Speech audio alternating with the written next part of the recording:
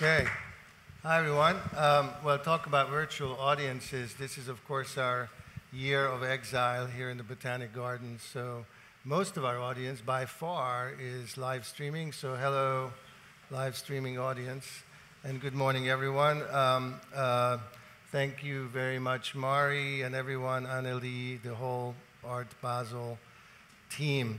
So our topic is digital museums and virtual audiences. I'd just like to kick it off with a few remarks, and then we'll hop in. I think we all think that our time is unique. It's a kind of universal fact of life. Everybody thinks that they're living on the cusp of history and, in a time of momentous change. But I think when it comes to our topic of digitalization and museums, I think there really is something in the air right now. We're really finally starting to see some major changes in the institutional ecology of art because of technology. And the question is, one of the many questions for us is, why is this happening? Why is it happening now? I think there's a combination of factors behind it, just to throw out some thoughts. Audiences are demanding it. Today's audiences assume that technology is part of the museum experience, and that's going to be all the more the case. Museum leaders, often coming now from a younger, more digitally native generation, are leading increasingly this transition and understanding that it's a good thing, or can be a good thing. Some of the internal resistance is melting away. Some exceedingly crusty curators are now Instagramming with abandon and discovering that there's an audience well outside of the walls of their institutions. But I think by far the most important factor is that I think technology is finally catching up with us. So I have a little pet theory about this, which is that, generally speaking, if you compare museums, let's say, with taxis, we haven't really been disrupted very much. If you compare how you order a taxi today versus 10 years ago, 20 years ago, it's a completely different experience. If you compare going into a museum, it's still more or less the same. But disruption is here, and why is it taking so long? Well, I think it's simply because we have the most complex data. Art is the most complex form of information that humankind has developed. It's much easier to optimize a train schedule or to find a way to search for a restaurant menu or to replicate certain types of experiences, but when it comes to art, it's a much more complex challenge. So the news of the day, and the reason why I do think we're on the cusp of major change, is that with artificial intelligence, with virtual reality, with augmented reality, with big data, with the digitization of everything, we are now really at a moment when this disruption is sort of ready to occur and is to some extent occurring. So we have no idea. I think we're all feeling our way through these changes, particularly established museums are feeling their way. But certainly there's a tremendous amount at stake. The entire business model of the museum ultimately is at stake. Audiences are at stake. Cultural authority is at stake. Later we'll be talking a bit about the news media, which has gone through this at great human cost. Artists, I think, will be fine, but institutions are really going to go through some changes. So the greatest news of all to those of you here today is we have 4 extraordinary people who are going to help us illuminate this subject. And I'll just say very briefly, Joel Kremer, I'll just go this way then. Joel Kremer to my right not only has lived in the world of technology, but represents a family collection which has made a leap into virtual reality, and he'll talk about that. And I don't know if you're going to demonstrate your thing afterwards, but I can. You can. If for those of you who stay behind, Rachel Rossin over there is an artist who is particularly well known for her pioneering work in virtual reality. Alberto Ibargüen is the president and CEO of the Knight Foundation, with a storied past in the world of journalism as well. And Shannon Darrough at the end is from MoMA, where he leads up the digital operations. So please give them an initial round of applause for their great talk. So Rachel, yours has to be the first word, because in the end this is all about people like you, artists. Okay. I'm going to ask each of them to speak very briefly at the beginning. We're not going to get into long talks, but we're going to end up having a conversation, hopefully. You were sort of born in the days when, you know, the first laptops were this big and floppy disks were all the rage. You work in painting and installation, but a lot of virtual reality work. You've received many accolades, exhibitions. You've just done a commission from the new museum. I'm also happy to say we were finalists for the Audemars Piguet Commission this year, which I'm very proud of. That's how I first got to know your work. So, what is virtual reality? And what does it mean for museums? Well, first, I'd like to respond first to the idea that audiences are at stake. You know, like what we're talking about with like virtual audiences and embodiment first, which is what this entire panel is about. So before I define virtual reality, I'd like to just talk about that. I think one of the most important things to remember is that like the importance of being everywhere, being able to, the democratization of what the internet provides for being able to view art, right? Which is like also what we're talking about. You have to remember that then embodiment becomes rarefied and becomes something that, because everything that you're seeing is being sorted through an algorithm, right? So embodiment becomes a thing where then randomness is can be truly appreciated. And that's the difference between like Google searching for an image and then actually like flipping through like a National Geographic. It's just like, I just wanted to counterpoint that. It's just, that's good. To define virtual reality, I mean, do we want to talk about the medium or do we want to talk about the idea? The idea. I always like to talk about the idea. You want to talk about the idea? Yes. Okay. Virtual reality first begins with immersion. It's just like, I mean, the definition in like a really simple way is just, it's a facsimile of reality. Like the idea is just like, it's wrapped in the title. It's wrapped in the what the actual thing is. Which is just, it's pretty loose. The medium, if we're talking about the technology, is something completely different, obviously, and like will continue to be different. Do you think that we will ever have a virtual reality experience of a museum that will be satisfying? If we figure out proprioception in virtual reality, yes.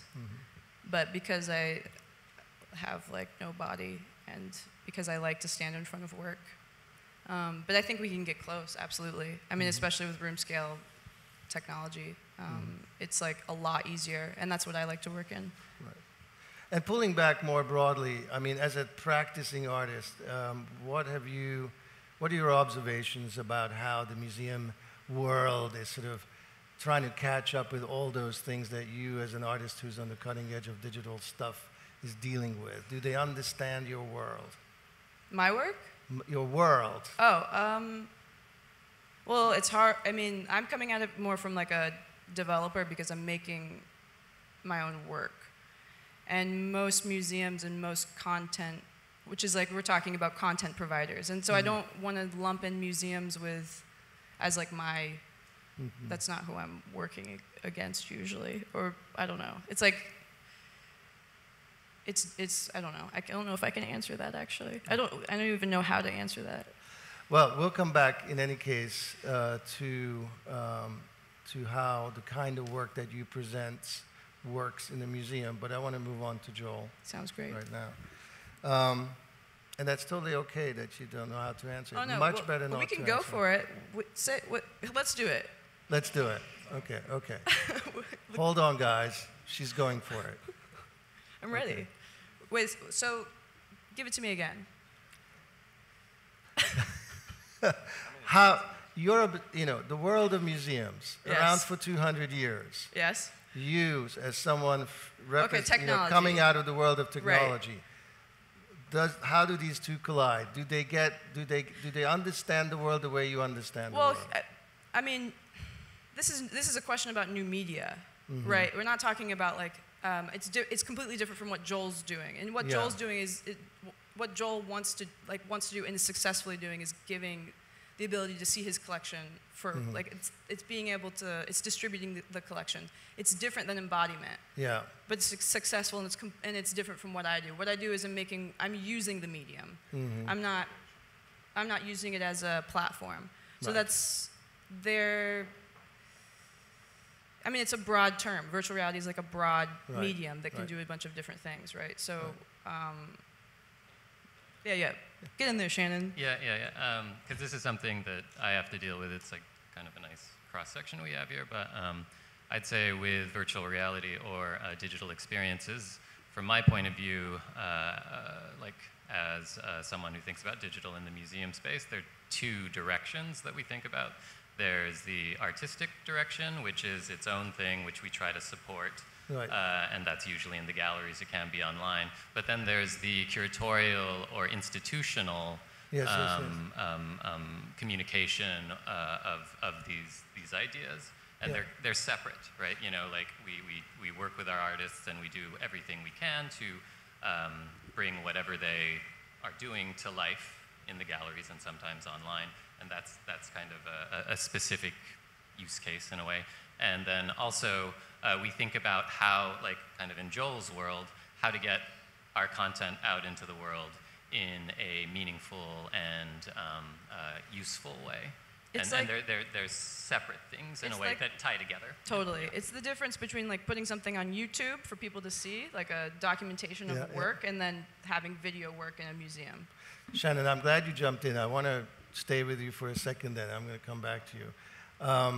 You're doing this work at MoMA, and I'm glad you jumped in there. Your job is to actually integrate all this technology into a big museum like MoMA. Well, which of those two things is the hardest that you just mentioned? From my point of view, so I do more of the public-facing technologies like the website, the app, lobby screens, the stuff that our visitors come to en masse, like at scale.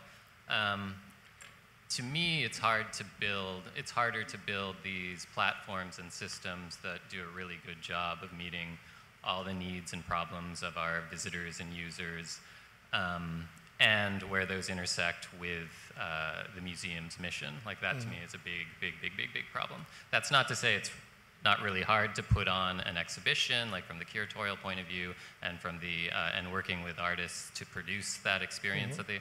And but that's a little outside of what I do. I'm more about the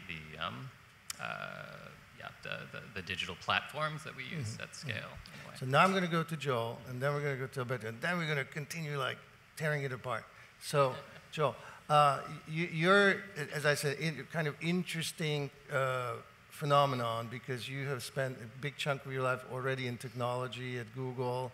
You really understand that world. At the same time, you and your family have this old masters collection with Dutch and Flemish masters that you have decided to take the full leap to create a virtual museum experience around. Quite unusual, particularly in old masters. Why are you doing it? What are you learning from it? Is it on? Yeah. We're doing it because it's unusual. I want to comment quickly on the definition of VR, which I think is spot on and is being sort of misused nowadays because it's sort of a hype thing.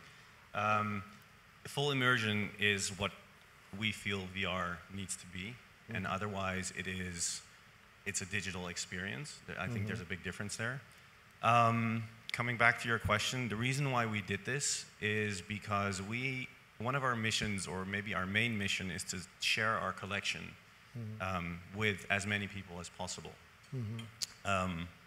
We do that initially through a very extensive restoration and loan program. So our paintings are shipped and go all over the world to museums to participate in exhibitions. We've done 4 total exhibitions of our collection, and we'd love to do more. But you have to be realistic, and we are although in old master paintings we are quite the collection, so to speak, you know, there are just not always opportunities to have that full exhibition. And so, well, there's there's many other reasons as well, but I think reach, like we spoke about, I think reach is a big part of our decision. As the tech people get behind this in a very significant and meaningful way, you know, the Google's investing heavily in this, the HTCs, the Facebooks. I mean, if Mark Zuckerberg says he wants 1 billion people on VR in the next few years, then that's something that you need to take seriously, and I'd love to take seriously. So we feel that we can reach a lot more people this way, but it doesn't mean that we will stop doing physical, real-world exhibitions. We will combine the two even. We'll combine the technology as well. And as someone who actually has taken this leap, you look out at what some of your museum peers are doing, the Stedelijks, the Rijksmuseums, the Metropolitan Museums. What do you think they struggle the most with as they try to explore this way of operating? First of all, I love that you call them my peers already. That means that you see me as a real museum, which we really want to be operating as an actual museum, and we see that happening in the near future. I think... I mean, actually, that's one of the issues, because in the world, online, everybody's a peer, right? You end up in the same soup. Yeah, you're sort of fighting for the attention of the audience. I think one of our, let me put it this way, I think one of our big advantages is that we have, you know, we can decide pretty quick. Whereas I know and also see that in museums there are committees and purchasing committees, and you know, it's not all, and investment committees. It's not always easy for them to free up budget. It's still, without going into detail, it's a significant investment that you need to make to do this. And also, because it's a significant investment, I think that you know, we have yet to prove ourselves. So I see hopefully a big role for us in doing that and in showing sort of our peers what this can bring. I mean, it's never going to replace a real-world experience with a Rembrandt. However, we will be able to reach a lot more people because it's digital and because we're going to place it, you know, in mobile phones. Right. Yeah. Cool. So what we're dealing with, our conversation, just to narrow it back down, is about the institutions of art, and it's about all this digital transformation, with VR sort of being the most extreme aspect of it. Alberto, I want to go to you as the local star also. Obviously, you're a pillar of the real world of Miami as the president of the Knight Foundation. That makes me anything but virtual then. Yes, you're very real. You also ran the Miami Herald and its Spanish edition as publisher. At the Knight Foundation, you've just given out the latest round of the Arts Challenge. I mean, you really touched the whole art community here.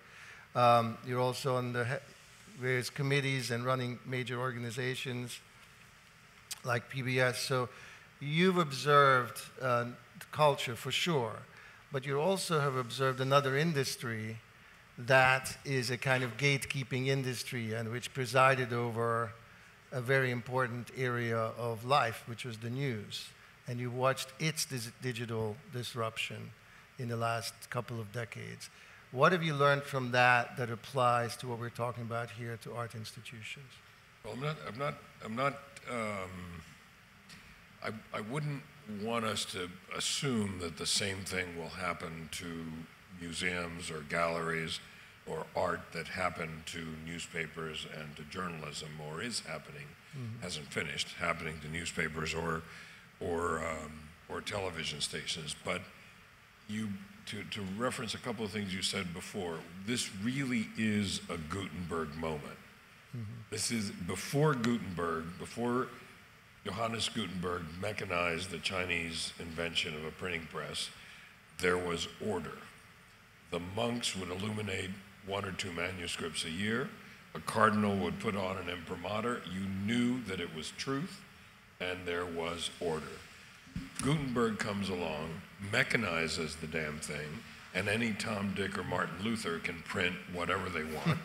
And it took 100 years before we figured out how to deal with that disruption of the way that we understood the word. I think it's really much more complex. I think you're right when you're talking about seeing, when you're talking about image than word. But I think internet and the World Wide Web is akin to Gutenberg.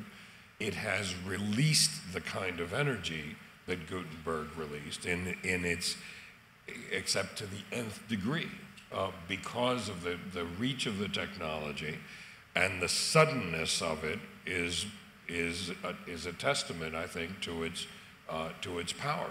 It wasn't 20 years ago that newspapers still were the center of news.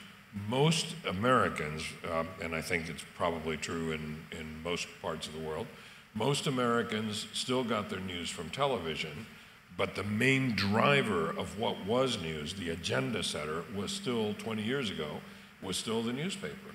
How many people in this room read a newspaper this morning? I don't want to, maybe one or two. And that's in a really, really short period of time. I think there's a real distinction to make between you cited the case of the Uber. I think there's a real distinction to make between the technology that is obviously useful for utility versus the technology that allows creativity. And then there's a third factor, which we haven't talked about, which is the technology that allows for engagement. In the newspaper business, perhaps more easily than classical music or oil painting, great masters in painting, you're not going to have the crowd suddenly paint a Vermeer, but you can have the crowd significantly better informed, significantly better in tune, significantly more comfortable with thinking and talking and chatting about a Vermeer and understanding and thinking about, well, so what did this mean? What was that? What was going on? And interacting as well. And interacting with it, exactly. That's why I use the word engagement. It isn't simply an I will teach. No, it's not an I write, you read, or I broadcast, you listen. It's an engagement of the crowd, and you have to be willing to let go, to be open and let people in. I think that's the future. I want to say one other thing. It isn't that VR is the latest, greatest piece of technology. I don't know if it will be. I think what blows me away about what's happening is that we're at the dawn of technology as an extension of the human being, as a literal extension of the human being. This is a 10, and before on my 8, I had to push a button because it's a machine. I push a button and it starts. It's like my car. This one, it's an extension of my hand. I lift it and it opens up and I'm ready.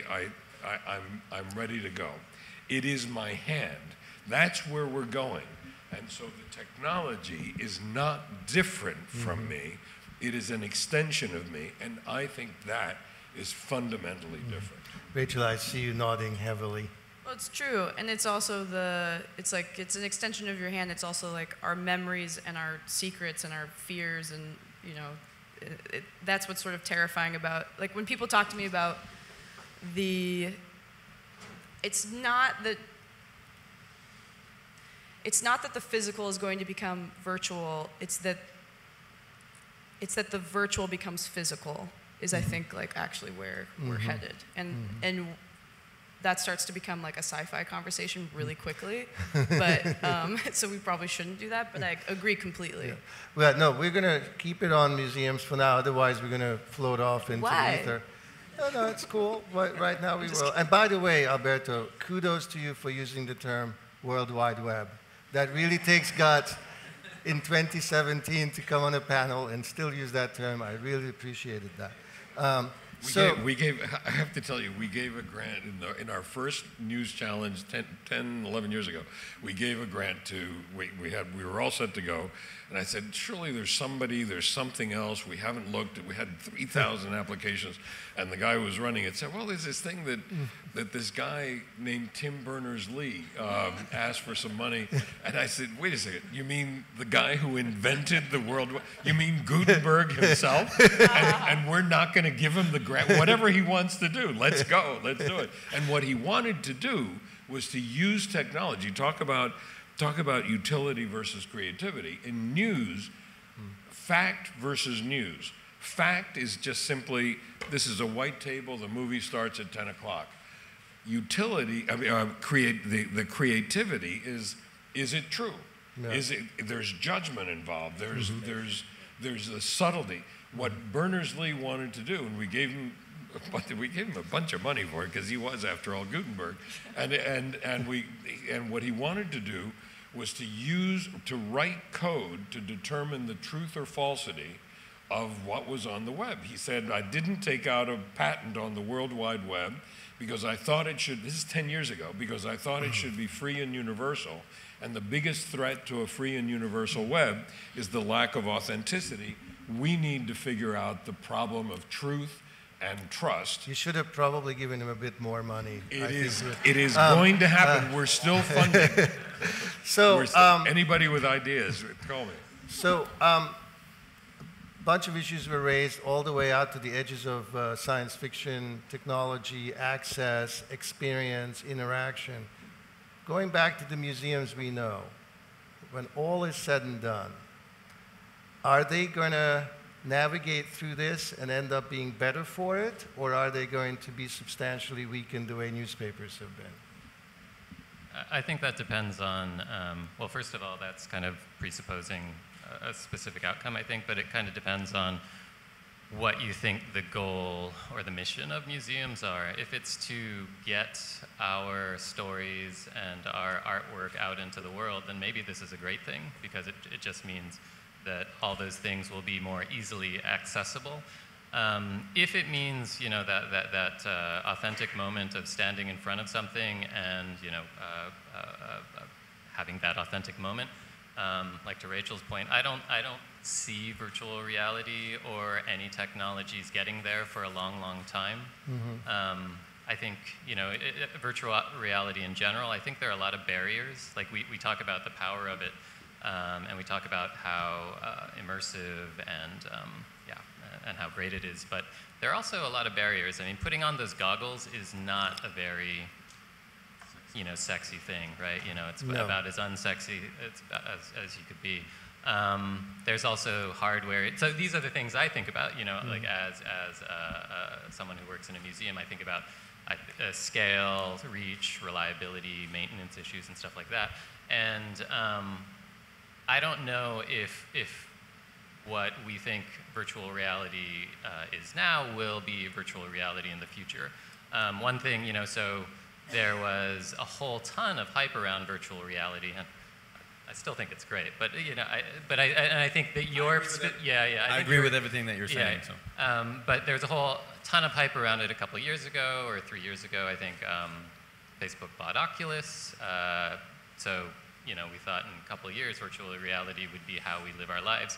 It's not, and I think that's because of a lot of the barriers that I'm talking about. One of them, like a fundamental one, is the fact that you have to disappear from the world you live in, which is great. I think it's like a cinematic kind of, analog. You go to the movies and you disappear in 2 hours, but you're not going to do this your entire day. Or if and when that comes, our world is going to be so different that, Although I must admit, on some Friday afternoons at MoMA, I wish I could strap on a virtual reality headset and experience an empty MoMA. Yeah, just get the hell out of there.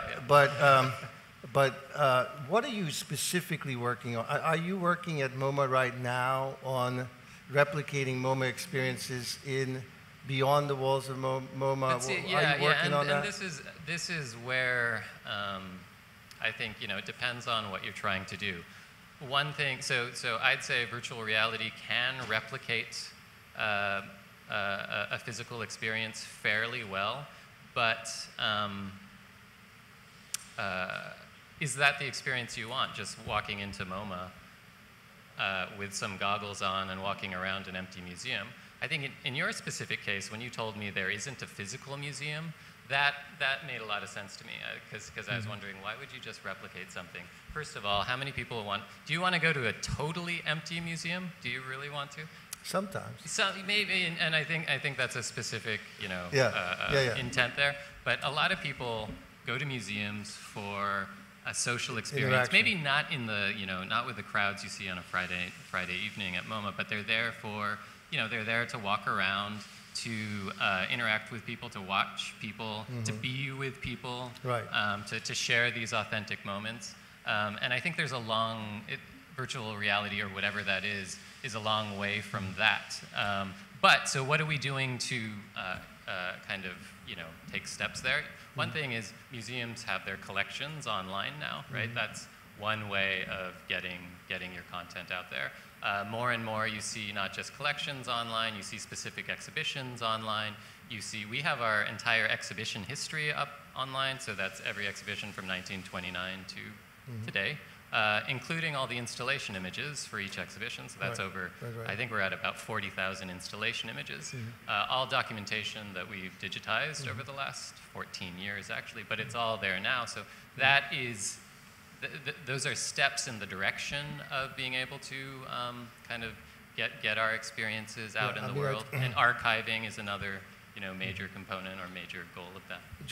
Let me just interrupt for one second. The one lesson that I think really is applicable from journalism, whether it's to the concert hall or the museum, is that the biggest mistake we in newspapers made is that we thought we could make a movie out of the book. Yeah, exactly. We thought we could translate what works on print, the ink on print, that was 10 years. That was 10 years of wasted time. Wasted. We did well. I don't know if it was wasted. We learned a lot about what not to do, and so I would not.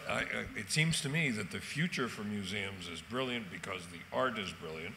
Because I don't think trying to translate the three-dimensionality of a Mondrian onto the flatness of a screen, even the impression of three-dimensionality of VR is what you're trying to do. I think what you're trying to do is to extend a sense of information and appreciation, and maybe it's not a question of you have to put it on. You have to put the collection on the web, but it's not about trying to replicate that stillness, that immediate, that craft experience. It's about trying to draw you into a conversation. Well, I'm curious, Rachel and Joel, as people who live this world, yes, it's not going to be an arcade game called Museum and you sort of go through it. It will be some combination, virtual reality, augmented reality, searches, whatever. In your mind's eye, knowing what you know about technology, being as comfortable as you both are in the world of technology, what do you think will be that sort of cocktail of experience that will be a meaningful way of engaging with museums going forward? Can I I just wanted to react real quick. I agree with everything that's being said here, actually. There are major hurdles also for, the world's first old master VR museum. I shouldn't say VR museum. However, there were huge hurdles for the mobile phone 10 years ago, and now mobile shopping has overtaken desktop shopping, and it's a process that we're in. I just flew in from San Francisco, where I met, the HTCs, the Googles, the Intels, and it's actually, the name Intel and the name Google gives you a comfortable feeling because it's very big and it's very professional. But if you see the conference, although it was great meeting them and it was great connecting with peers, it's really in its sort of baby, in its pre-infancy, I would say. And we will figure all these things out, like as computing power gets better, as Moore's law hopefully kicks in really soon. as displays get better, because that's something, particularly for us in fine art, that's something that we're waiting for. Our content is ready for that. You know, if you take 4,000 pictures of a painting, your content is really high resolution. We will get better at this, we will figure it out, and so we need to, it's a sort of a partnership with the hardware people to figure this out. The other thing that I would say, real quick, sorry, if we're drawing parallels, my online background and consulting background, also at Google, was retail. And I have warned, I was, you know, this is 12 years ago, so I was a little bit more green. And I was with a particular CEO of a billion-euro company, and I did a presentation about what retail in 2020 would be like, and my director was sitting next to me, and anyway, long story short, you know, it came to a point where this person did not believe in the web for his business, and I felt the need to tell this person, which was a seasoned CEO, that if he would not embrace this, he would not be around at some point. Now, obviously, that meeting ended really quickly, and my director was sort of really quiet on the drive home, but they went bankrupt 10 years down the road. And now there's big differences between museums, of course. I'm not claiming anything of the sorts, of course, but I do feel like, just like you know, the pure play small retailers that started out just selling TVs online, and then expanded in selling iPhones and all this other electronic and clothing, fairly quickly have overtaken the traditional retail world. Right. I feel that there is I would say an opportunity from my point of view, but a sort of a danger for the traditional museum world. I would say they need to embrace this because it's going to happen. And like you said, the audiences are demanding it. And also, I think something that we're not talking about is we're all very privileged people who have access to these museums, right? We go to Amsterdam, we go to Berlin with fantastic collections, we go to New York and Paris, the Louvre, and London. But there are billions of people who will never be able to do that. Technology will give this to them. Rachel, I don't want to let you completely off the hook of answering what you envisage as the sort of museum experience you expect as somebody who's a technology savvy person. You know, what do you know, just as this guy couldn't imagine a future for retail in the world of technology. What do you imagine? What is it going to be like?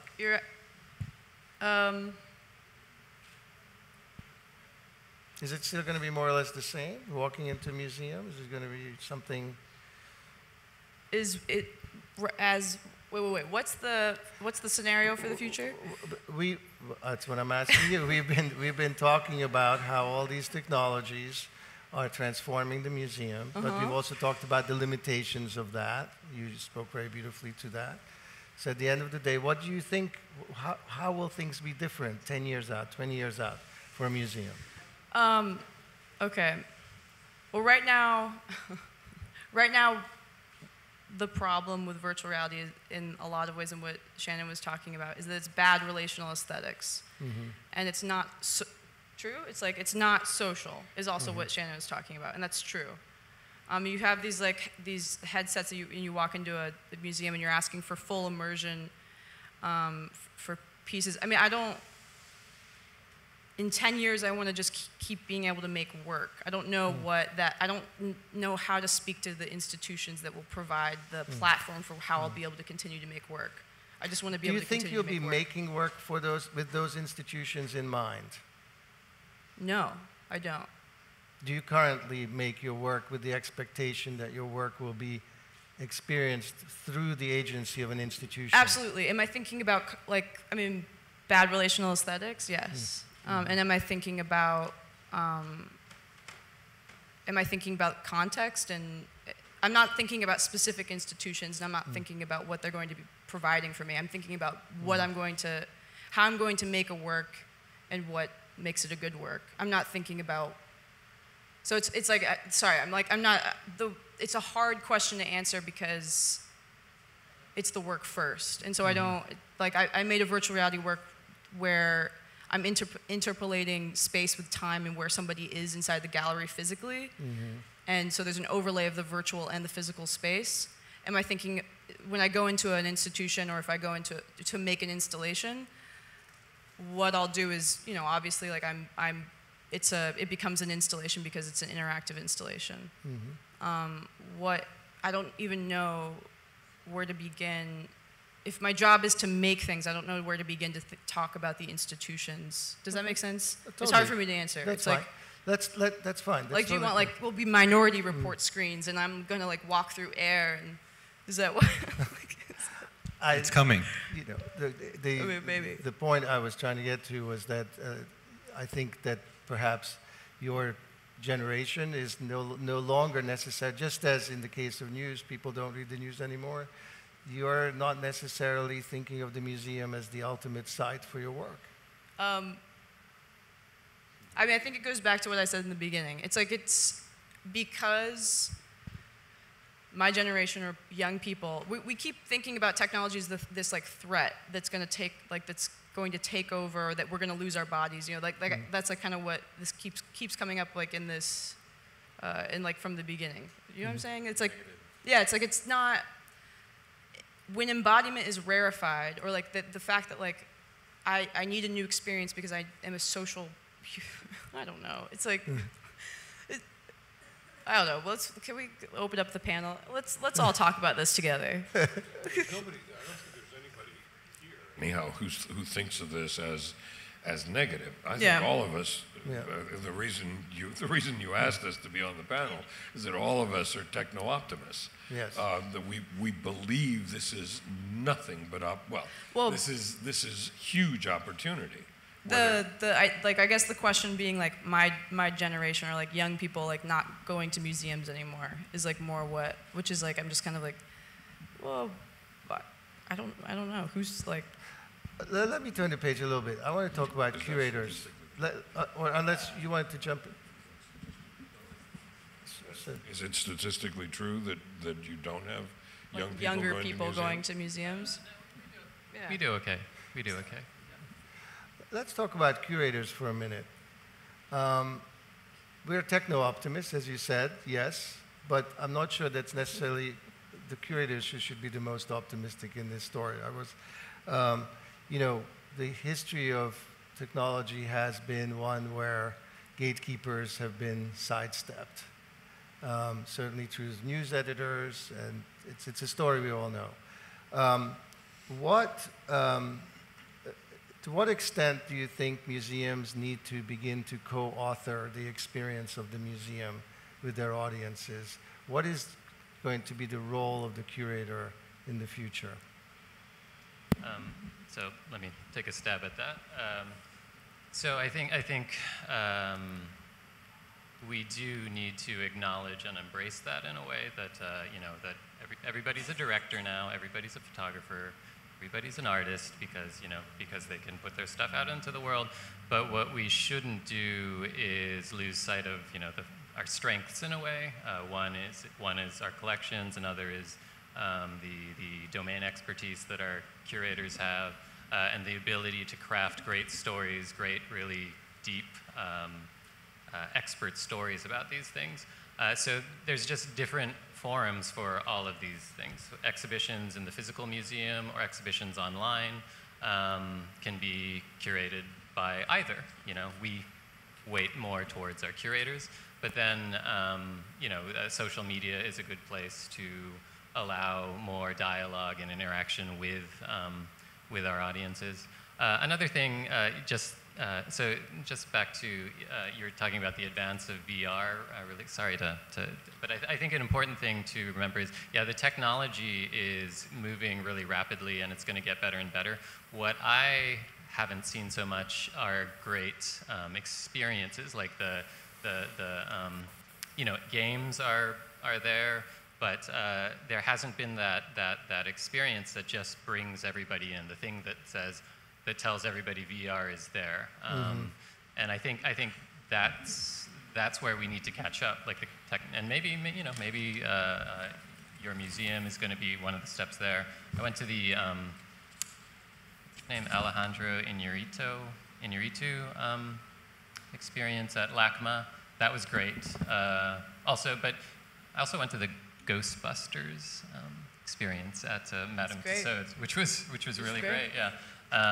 And so you see really great experiences there, but those like mix the physical and the virtual in a really robust and like high touch kind of way. You know, both of those experiences are rooms and fans and heat, and you're carrying guns, or, you know, like they're not just strapping something on at your at home. So yeah.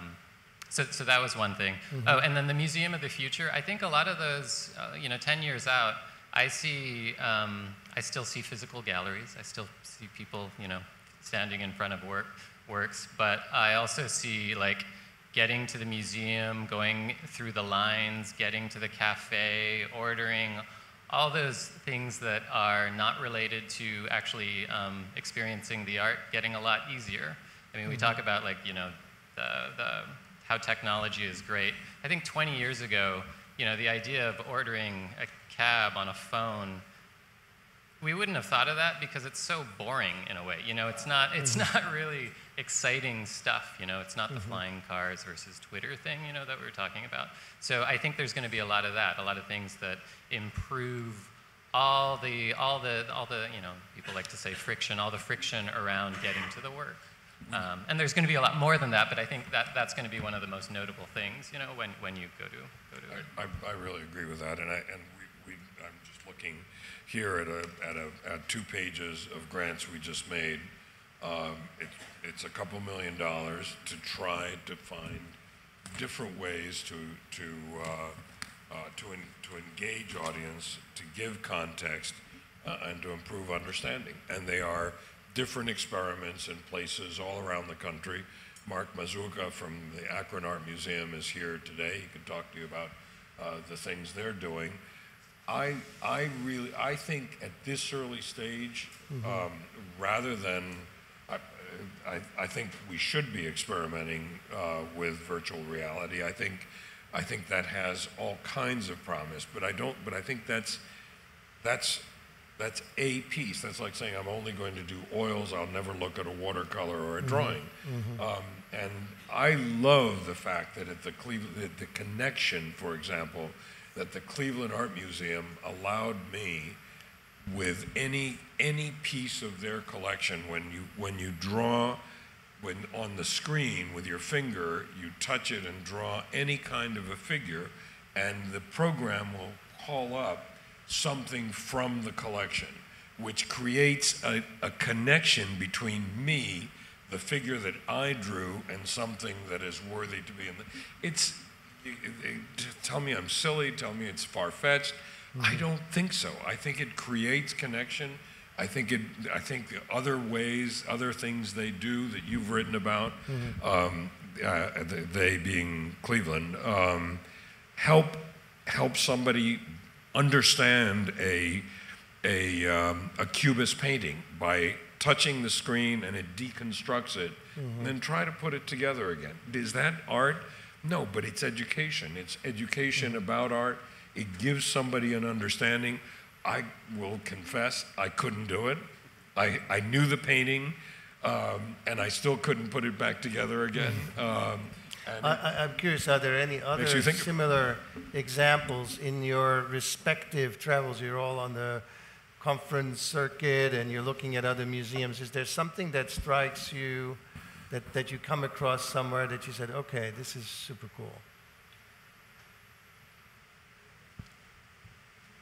All of them. Sorry, so just quickly, I think the Met releasing or releasing the 300,000+ works online at CC0, Creative Commons 0, basically allowing anybody to do whatever they want with them, was pretty transformational in the Rijksmuseum, and other museums have done this before, but it was really nice to see a large New York institution do that. They, of course, have a lot of stuff that's in the public domain, so it makes it a lot easier. But that was, to me, a really big thing. We are really living in a split-screen reality. In this respect, you have the world's best museums completely putting their images in the public domain, And there are still museums where they won't let you take a photograph. I think it's really funny. Or who have nothing online. Yeah, exactly. No, well, I was just saying it's a lovely idea that like using TensorFlow and using image-based neural networks to digitize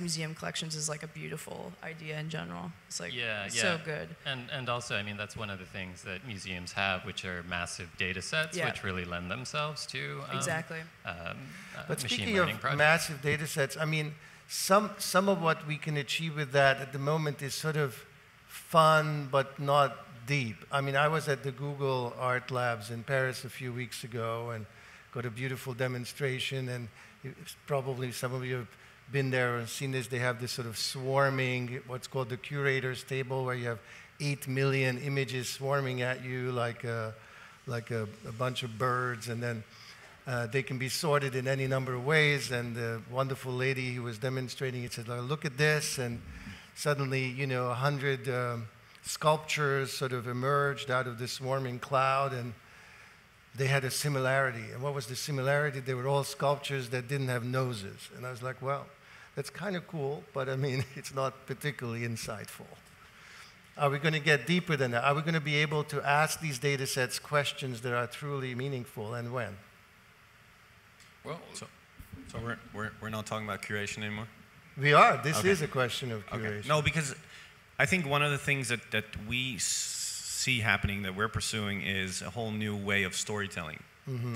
And you mentioned it before. I think that education is a very big part of what we all try and do and hope to do. Imagine that a lot of art pieces are so valuable or fragile that they will never be able to leave a physical location. Mm-hmm. That means, by definition, that they will never be hung next to another similar art piece across the world in another big museum. New technology, and it's been done in a very basic way with Van Gogh's Sunflowers a few months ago. That opens up, I think, whole new possibilities of comparing works and centuries next to each other, and creative, curators who want to be creative and have sort of an open mind to pulling in. What do you mean exactly? I mean hanging the Mona Lisa next to the girl with the pearl earring, like really 10 centimeters from each other, or even overlaying them to compare whatever you want to compare, similarities and differences in paint, in depth, in structure, in relativity. I think that will, and again, like the Van Gogh sunflower idea was that all the sunflower, I think it's 5, all the sunflower paintings of Van Gogh would be hung in a virtual gallery next to each other, where in the physical world, they're in, I think, 5 different countries. And, that's something that's, if you like sunflowers or Van Gogh, that's something that you could go and see.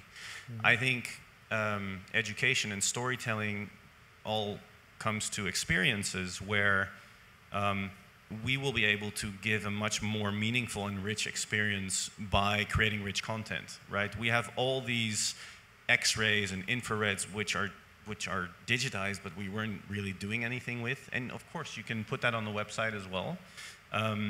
But we are going to offer, the museums that we loan for our loan program that we send our paintings to, an AR layer where they have all that content, right? They can build it and connect it into their app, so that if you walk through the actual exhibition with your iPad, with the click of a button, you can see the X-ray and you can see the study underneath that painting, and it creates for a whole different story. Are you guys working on these kinds of things? On AR? Yeah. I mean, so that's a kind of a debate in the museum, actually, because what we try to do is make people not, or allow people not to use their phones as much as possible. We're big believers in audio. I know it's like pretty old school, but it just allows people to get that interpretive layer without holding anything up. And we're big believers in that. I think AR will be more ubiquitous if we're talking about the future than VR, because it's it's something that we can do on our phones, and it's something that doesn't remove us from reality. It just enhances reality. I do think that will be the thing that you see in museums more and more, but we've actually been, kind of cautious about it, just because we feel people spend enough time on their phones already. I'm sure some of you are on it right now. And we want people, when they're in the museum, to really value that authentic experience. I was once at a session with what's his name, Jaron Lanier, and he said that he thinks in the future museums should have kind of concentric rings, and there should be a central core of the museum where there should be a completely device-free, mediation-free zone, and that has to be enforced. What do you think about that idea? That's a nice idea. We also want to, keep people happy and keep people comfortable and allow people to share their experiences. So I don't think we have to be really draconian about it. But we shouldn't create our infrastructure create an infrastructure that requires people to access content by holding up a phone in front of them in a way. Mm-hmm. At least for now, that's how we feel about it. I think it's pretty much a fool's errand to try to tell people what to do when they can. And as Yogi Berra said, if the fans don't want to come to the ballpark, nobody can stop them. I really love what you were saying about what I think of as the contextualization of art. I think it's absolutely fantastic. Detroit Institute of the Arts did a little bit of that some years ago, kind of went away from it. The technology wasn't quite good enough to be up to the quality of the paintings on the wall, and so it didn't quite work, but I thought it was a really good experiment. The Barnes in Philadelphia will be set free by technology.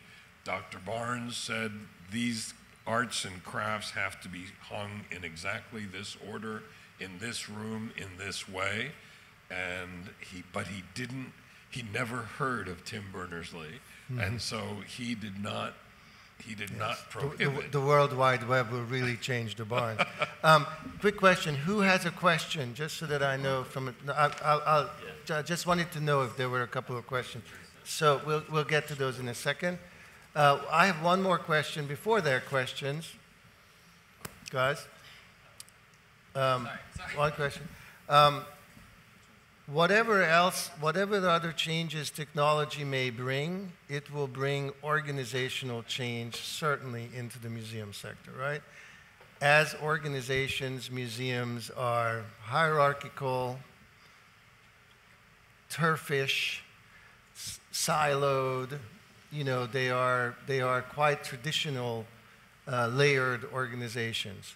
One of the big lessons of the information age has been that the entities that seem to do well also have different structures. So only one person here actually works inside the museum, but all of you are savvy people. What are some of the ways that you think museums should change organizationally, perhaps? So for example, at MoMA, how close are you to the director's office as the main digital guy? Oh, there. I have a couple bosses before the director. So, but Glenn is very digital savvy. He has a 10 also. I think he got it immediately. And he also values, institutionally, digital is very important. My team is 10 people, which is, 4 devs, 2 designers, a product manager, and compared to many other museums, even of our size, that's a pretty robust team. So we're putting the resources behind it. In terms of the organizational systems and structures, there's definitely I go to a lot of museum conferences, so I hear about this a lot, kind of the digital transformation. Digital not just being from a technology point of view, but from a way of thinking, design thinking, user-centered, cross-functional, collaborative, and that's something that you see being introduced at a lot of museums. We've been working in that kind of way for a few years now. I think it started more on the digital team because that was our that's how people work. But it's a process and a way of thinking that is permeating other places or other areas of the organization. And I think a lot of that is, a bigger tolerance for risk,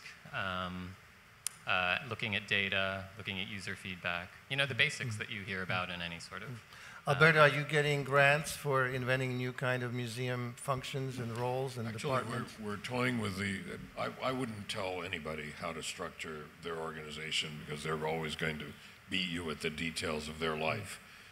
Or their particular situation, but what we are doing, I think they have started in the right way by having the technology, the capacity for executing, for imagining, and for executing in-house. And so we're toying with a grant that will be offered to all of the museums. We work in specific geographies, the specific communities. And it'll be something like, we'll pay for half the salary of additional digital technology people if you give them a 3-year contract, or if you commit to 3 years. You don't want to make, it's not indentured servitude or anything, but if you commit for 3 years, we'll pay half for additional staff. And then they're inside. And when something comes up that you never thought about, they're there. Exactly. And somebody says, did you think about? Exactly. And that's exactly what happened in newsrooms. That's actually exactly what I was going to say, is just having the knowledge of what the material actually is incredibly important. It would be nice. I know that with time that will change, that will just automatically happen. But I'm really happy to hear that. And I think it's just knowing how the basics of development work is really important. And I'd like to say that I owe Alberto a personal thank you, because of one of his grants, I started working in virtual reality. Wow. You saw it here. We made history right here. Wonderful unintended consequence. Yes. I want to give you a word on this too, as a recovering business consultant. Any thoughts about actively recovering? Yeah. Any thoughts? Also, as an inventor of a new museum, so how could the structures be different? The only thing I can say is, when I look back at consulting organizations on going online and looking what we're doing now, I mean, this is not it's sort of an experiment, but it's a big one. It's not just Shannon can confirm this. It's not. By the way, I love that you're doing this, because we can see how well it does, and exactly. So let them make the mistakes. You're welcome. No, but I think I've worked in many digital teams, and I think digital by definition by now is something that you don't do just on the side. It permeates your whole organization. It's not a separate team. It's not a siloed team. All of a sudden, it has its arm in every single facet and element and department of your organization. And I think that's something that museums have seen or are seeing or are starting to see. And that's also, something that, we are working with, we launched it 2 months ago, and we have a 10-headed team. Yeah. It's not a small undertaking. Yeah.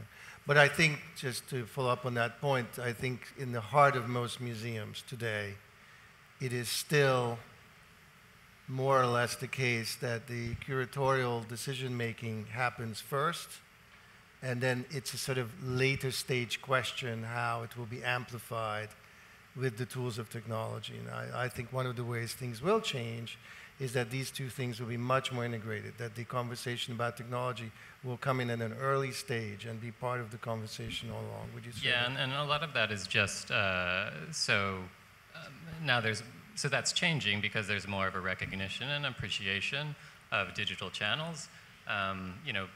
There's a lot of work that go into publications, for example, a lot of work that goes into publications, and those sell, a certain amount. How many people actually read the essays? We don't know. It's one of the limitations of print. But for example, about, let's say, 15 million people come to our website every year. Only 3 million come through the door. So the website, and I think about 60% of people visit the website before their visit. So in a lot of ways, the website is the front door of the museum.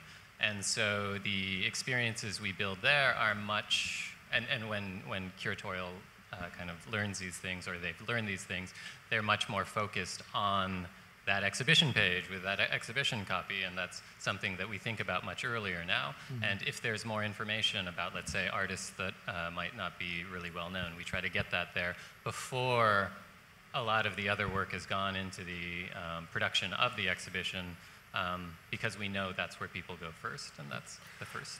So I saw a couple of hands go up. Somebody here? Yeah. We can't see you, so just... Could I wait? Microphone is coming. Please say who you are. We're streaming to the entire World Wide Web. Hi, I'm Billy Milam Weissman from the Frederick R. Weissman Art Foundation.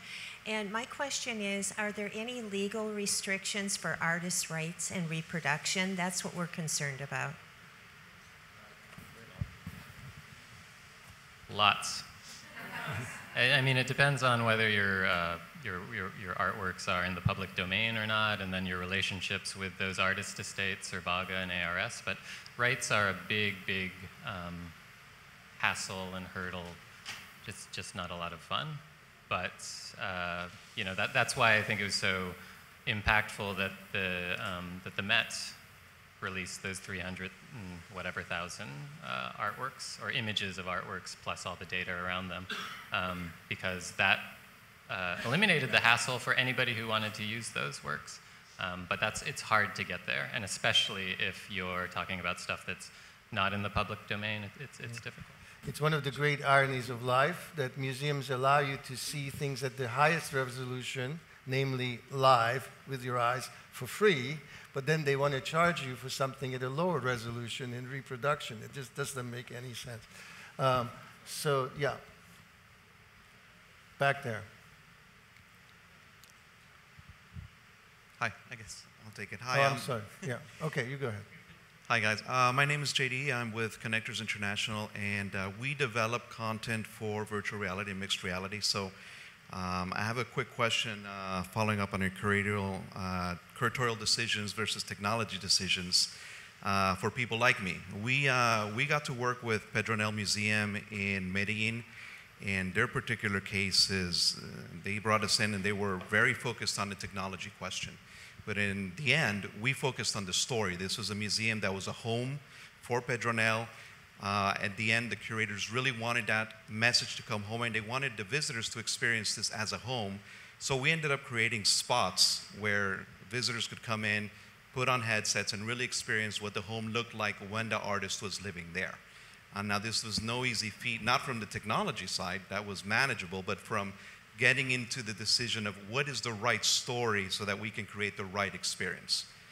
From your perspective to, content developers like myself, what is the best way to engage in this conversation? Would it be through the digital team, through curators, through grants? Because we're having a really hard time getting the right conversation, the right people in the room at the same time.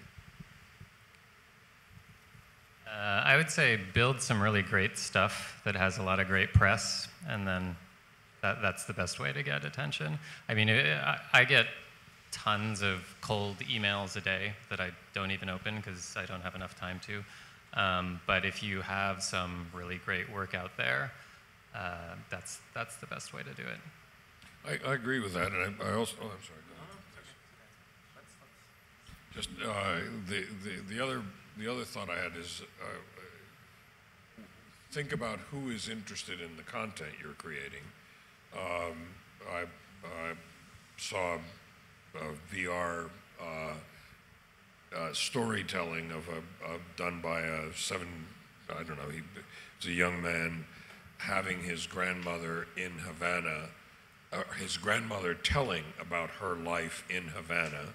He went to Havana, took all of the necessary photograph to create a VR experience, and created the story of the old woman telling the story, obviously she was here in Miami, about her childhood in Havana, put it in that context, and there was a Cuban museum at the Miami-Dade college that was interested in the content. So figuring out the connection, you've got to create something that's worth looking at, that's really good, but also connecting the content with who the sponsor might be, I think, is important. There was a question there. Can I quickly go ahead. answer? I mean, if I look at the past 2 months, what has happened with us is the art world's been very, very positive, and so we've gotten really good press, which opens doors. But in the end of the day, you need to get in front of someone, and there's nothing that can beat the actual experience of having the headset on. You can show video, you can have a journalist talk about it, or if they want, of course. But when I look at how people react, you know, knowing what they know when I tell them that is one thing, but when they actually experience it is a whole different ballgame. And so and that's why I travel sort of like crazy with a very, very heavy suitcase, because I take all this gear and I you know, even if it's for one journalist, I will go there because it's important for me that people see this and get it out there. Peter Dornan, education lecturer from the UK. Joel, you mentioned early in the conversation that... Speak into the microphone. Sorry. Joel mentioned earlier in the conversation there's a distinction between news and fact. But of course, facts now have been brought under question, both in this country and in the UK. The BBC has been criticised from both left and right. So how do you ensure that facts are portrayed through the media so that people understand that they are science-based, evidence-based facts? Look, the distinction I was actually trying to make was really utility versus creativity, and the uses of technology to provide a certain level of utility, like calling the Uber or what time does the movie start, and so you can relatively easily figure out why the technology is going to make all of that stuff easier. Using it for creative purpose, I think, is significantly harder and goes to your article about the distinction between the word versus the image and the more complex data. I completely agree with you that we are in a no man's land or no person's land in terms of our common agreement about what's the middle, what are the facts. Can we agree that those chairs are white? Can we agree that those things are chairs? I mean, it's almost as silly and as basic as that. When you have the President of the United States on a regular, everyday basis questioning, when you have the function that used to be performed by news media, which was the relatively local statement of what's going on in the community, and then left and right could come in and interpret, that middle has fallen out. That's part of the fallout of the demise of the newspaper industry, and of the local TV news and local radio news. You hear almost no local radio, straight up news. What you have is what works on this new medium. Hot works on a cool medium. Donald Trump versus Hillary Clinton on a cool medium, Trump is going to win every day. It's hot. It's why television news was always famous for its color, its movement, fires, crashes. Think about a television report about the tax bill or the television report about the environment. It's really a difficult story to tell. We have not figured out how internet is going to provide that middle ground that I think absolutely need for a representative democracy, because we must be able to have the common ground where we can then come in and give our opinions in order to have a community that functions in the way that representative democracy is supposed to. If we can't do that, we need to rethink what kind of structure of government. I'm going to take one more question. There was nobody from that side yet, so I'll take this gentleman over here. Good morning, I'm Barry Fellman, and I'm director of a nonprofit here in Miami. I thought it would be interesting to have a comment about how the artist could be involved at the beginning. The artist is given a show at an institution. To date, really, he doesn't, or she doesn't have a say in how they're going to present their ideas, their concept, using digital media. It's like, okay, my work is this, it's paintings, it's 2D, it's 3D. What do you think it will take to have the artist come in at that very early stage when the exhibition is just being planned? What will the museum hierarchy do in order to invite the artist in at that early stage? This one's for you, Rachel. Well, because I'm a developer, I'm on the ground with I work in digital media, so I don't know, maybe if I don't know, I'm already there, so I'm trying to figure out a good way to answer that. Or how could I get more support from the institutions that I work with? I don't know, they're all so good already. I don't know if I can really give you all any tips. I would say we do as much as we can to accommodate the wishes of the artist. I mean, and that's within the spectrum of feasibility in a way. But you know, if an artist is interested in their presence on our exhibition pages, we're thrilled, you know, and so it's something that is definitely not like gated or in any way like that. I'm talking about using the artist's creative ideas and juice in the beginning to extend what they do given the tools now. Not just how are we going to use existing tools to better send the message, but my message and let my ideas be known, but how can I expand my working process to involve digital in order to make my message heard? Oh, so you're talking about like a lab situation, or maybe right, or inviting the artist just or something. To think Are you of that. involved in New Ink? Or? I had a fellowship through them. Yeah, I mean, do you want to talk about New Ink? New Ink is an incubator through the New Museum, and I had a fellowship through them that started about a year ago, and I was doing virtual reality research. And we're finishing. What's that? No, go ahead.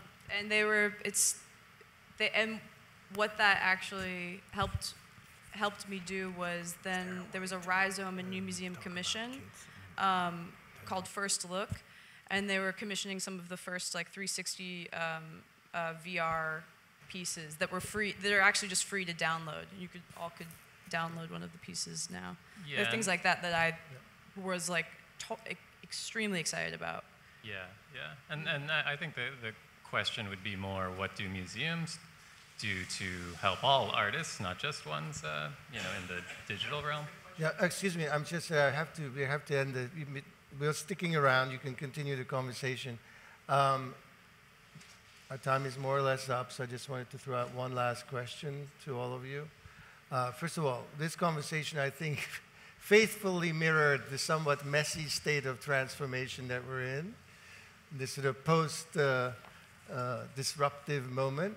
We've really covered a lot of ground. We've talked about everything from what kind of data we can believe to what kind of new roles we should have in museums, and what we can learn from other sectors, and how, we've covered a lot of ground.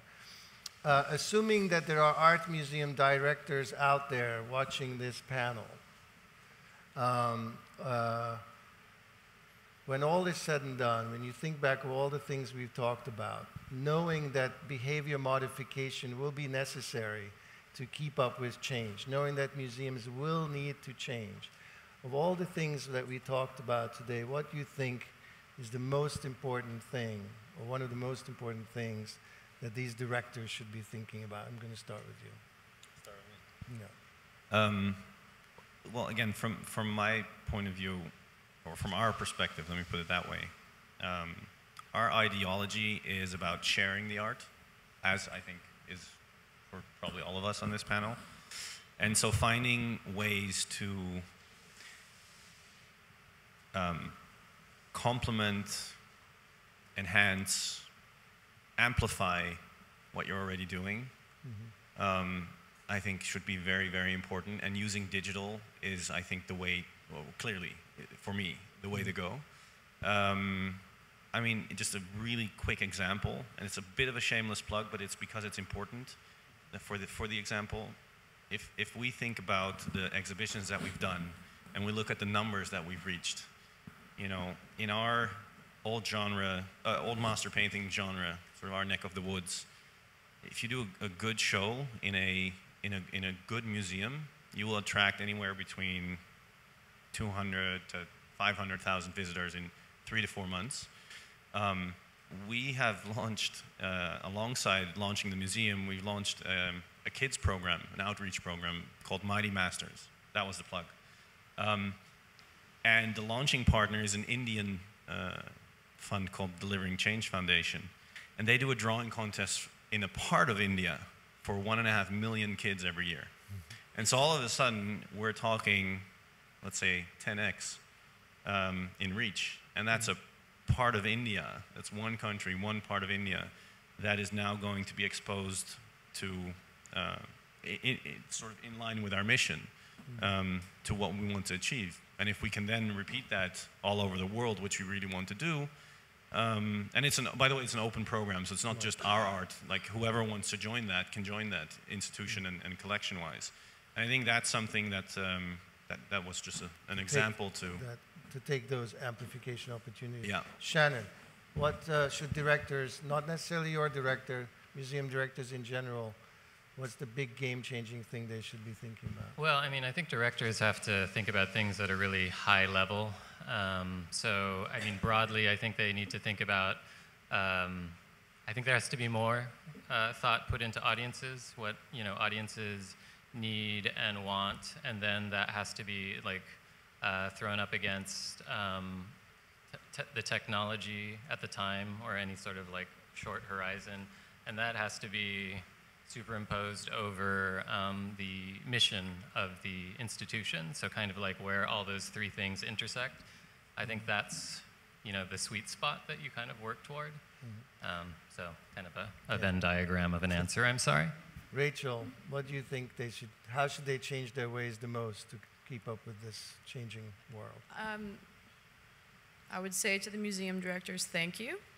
And I would say continue tirelessly and bravely working with and fostering work that is good and not a slave to the novelty of technology and the ephemerality of technology, which is completely seductive, but there's a risk when content is forfeited.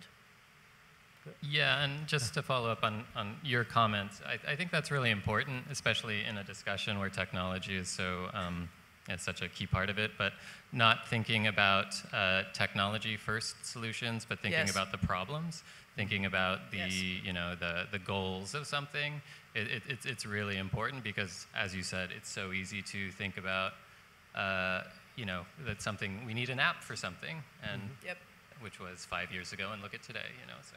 Alberto, you get the last word. I think I agree with what was just said. I think of technology as the way to think about technology and about technological change is of this as an extension of the human body, of the human spirit, of human creativity. So if I were running a museum, which God knows I would never be qualified to do, but if I were, what I'd try to decide, I would explore, I would challenge, I would decide what I stand for. Who are we? And then how do we use technology to extend whatever that solution is? Yes. Great words from all of you. With that, I invite all of you to enjoy and explore the very analog reality of the art fair behind us.